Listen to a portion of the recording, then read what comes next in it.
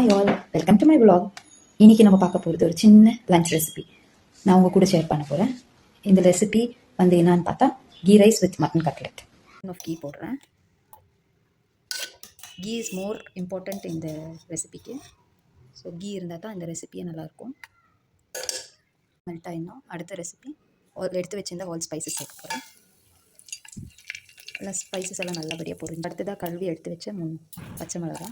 நீங்கள் காரத்துக்கு ஏற்ற மாதிரி பச்சை மிளகா போட்டுக்கலாம். நான் பாப்பாக்கு செய்கிறதுனால 3 மட்டும் போட்டுட்டேன். ஜாஸ்தி ஸ்பைஸ் வேண்டாம்.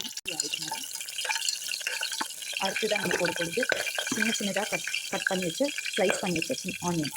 1 ஆனியன் அது போய் அது வந்து ப்ரௌன் ஆகிற வரைக்கும் கொஞ்சம் சாட்டே பண்ணிட்டேன்.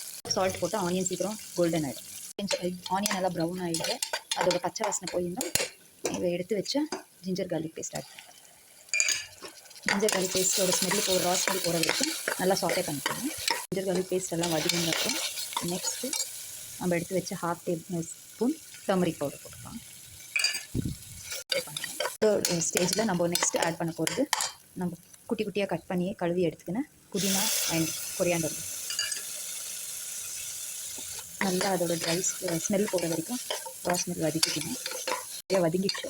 அண்ட் இந்த ஸ்டேஜில் நான் இப்போது நெக்ஸ்ட்டு போட போகிறது பச்சை பட்டாணி பண்ணிக்கலாம். சாப்பிட்டே பண்ண போகுது ஸ்டவ் கம்மி பண்ணிக்கல.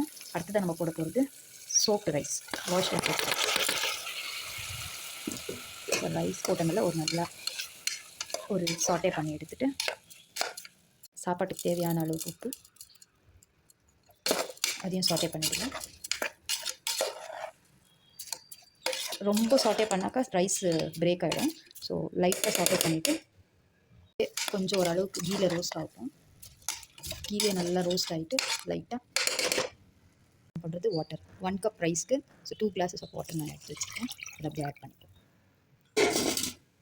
ஆட் பண்ணி ஒரு இந்த ஸ்டேஜில் ஹை ஃப்ளேம் வச்சு குக்கருக்கு லிட் க்ளோஸ் பண்ணிடலாம். க்ளோஸ் பண்ணிவிட்டு ஒரு 2 விசில் ஆகிற வரைக்கும் விட்டு எடுத்து ஆயிடுச்சு. நம்ம இறக்கி பண்ணி பார்ப்போம். ஸோ ரைஸ் கம்ப்ளீட்டாக வெந்திருக்கு.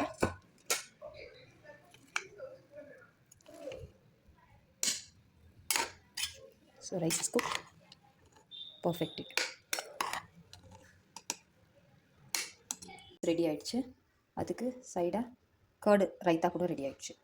நெக்ஸ்ட்டு நம்மளுக்கு தேவையான கட்லெட் ரெடி பண்ணுவோமா? எப்படி ரெடி பண்ணணும்னு பார்க்க போகிறது மட்டன் கட்லெட். தேவையான பொருட்கள் பொட்டேட்டோவை வேக வச்சு பீல் அவுட் பண்ணி எடுத்து வச்சுருக்கேன்.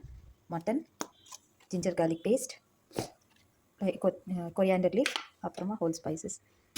இது வந்து காரத்துக்கு ஏற்ற மாதிரி chilli powder, red chilli powder கலருக்காக, கரம் மசாலா, கபாப் மசாலா, சீரகத்தூள், அப்புறமா தனியா பவுடர், அப்புறம் கொஞ்சோண்டு கஸ்தூரி மேத்தி.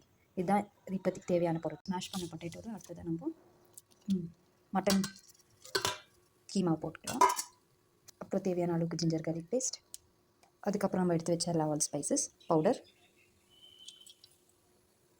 லாஸ்ட்டாக coriander leaf.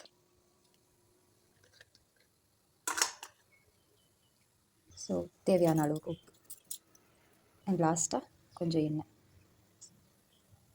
2 spoons of oil.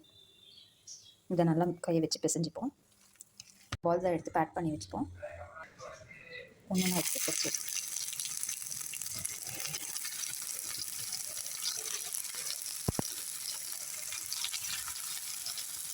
எடுத்து வச்சுப்போம். ஓகே தென் இதுதான் இந்த வாரம் எங்கள் வீட்டில் சண்டேக்கான special lunch. So stay tuned for more recipes as such. என் சேனலை ஃபாலோ பண்ணிக்கோங்க. தேங்க்யூ ஃபார் வாட்சிங். பாய்.